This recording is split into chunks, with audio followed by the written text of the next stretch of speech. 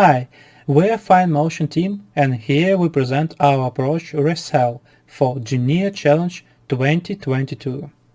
The task of this challenge is to generate conversational gestures for several people during a dialogue.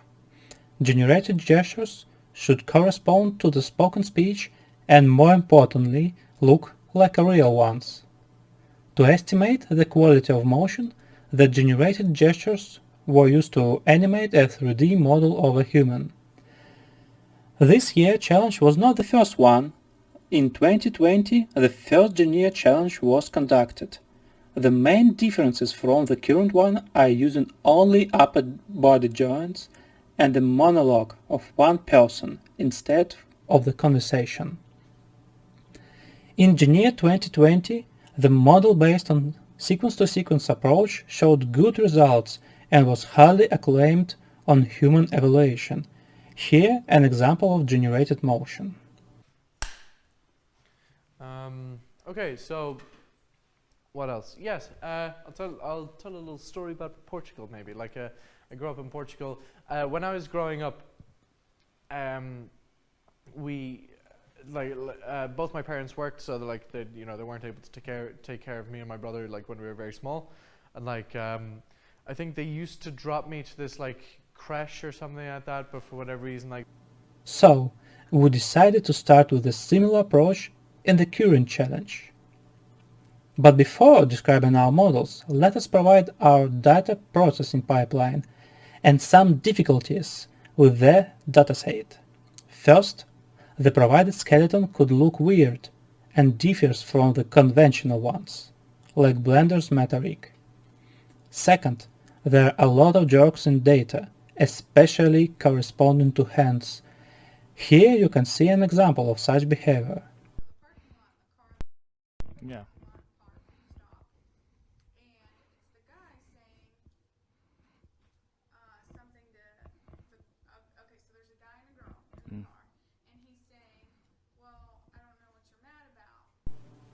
Finally, there are some difficulties with audio such as cuts and presence of speech for both speakers. Here an example. Somewhere they have a huge golf course apparently, and it's really expensive to golf there. It's called, I don't know if you ever heard of that either, but it's like a castle. It looks like a castle, the whole exterior. Yeah. To overcome problems with audio, we suggest using provided text transcripts to help model distinguish the target person speech from the other. We assumed that availability of non-target person speech could help predicting visual response while the target person is silent, like in the following example.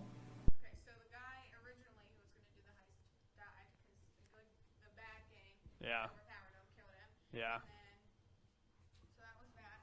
Then that heist, the big crew, the bad guy, only one guy survived. Okay. Yeah. Was there three of them? To distinguish speech of different people, we added textual information in the following way. We take words of target person from transcripts with its spans in seconds, calculate spans borders with respect to the audio features frame rate, uniformly distribute characters 1 hot within borders, and concatenate them with audio features. We suppose that the target person speech features will contain non-zero character features, while the non-target person will contain the zero ones. For audio features we use MFCCs, extracted with frame rate of 30 per second. We represent pose by 3-dimensional x-angle rotation vectors for all bone joints, and also the 2-dimensional position of the root bone. As a result, each pose is represented by real value vectors with dimension 164. To overcome problems with glitches in motions, we also tried a special auto-encoder, which could also help to decrease output dimension. The main feature of this auto-encoder is converting the set of poses instead of the one to smooth the outliers. Assume that we encode a set of 3 poses to one hidden vector. To encode some pose, we average 3 corresponding outputs from the decoder. Subsequently, we use encoded vectors to represent poses while training our generation models. As mentioned before, we started our solution from a sequence-to-sequence approach that showed good result on previous challenge. We modified this approach by different lengths of input and output sequences. Here is a scheme of the obtained model. Our bidirectional recurrent encoder takes a sequence of speech features and returns its contextual representation. Then, recurrent decoder with attention mechanism generates poses by one using these representations. The recurrent layer of a decoder is also initialized by poses from the previous sequence. Unfortunately, the generated motion was converged to the rest pose, as in this example. Somewhere they have like a huge golf course apparently, and it's like really expensive to golf there. It's called. We attribute this behavior to huge pauses in speech that were not presented in the previous challenge. So, we should find a different approach. We require a model that, first, predicts expressive motion from actual speech, and the second, realistically continuous motion in the absence of speech. We tried an approach from this paper and found out that it predicts various poses, but it isn't stable. They have like a huge golf course apparently, and it's like really expensive to golf there. It's called. To stabilize outputs from the model mentioned before, we decided to add an auto-regressive input. As a result, our model encodes a sliding window of speech features into one feature vector via recurrent network. Then, this vector is concatenated with the previous pose to generate a new one. We also should find balance in auto-regression to not converge to the rest pose as seq-to-seq model. During training, we suggest applying this model to the short sequences to enable teacher forcing.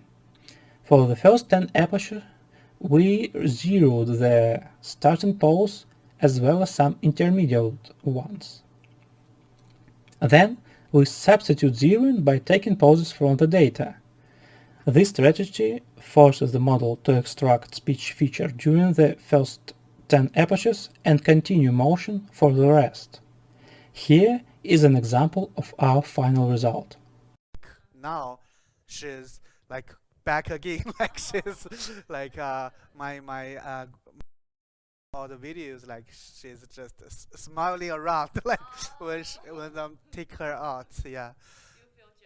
Yes, that's true. Yeah, I feel like they will be there for 2 months. I feel like I'll be missing. Yeah, that is 2 months, like of her. So actually, she has. We also conducted an application study.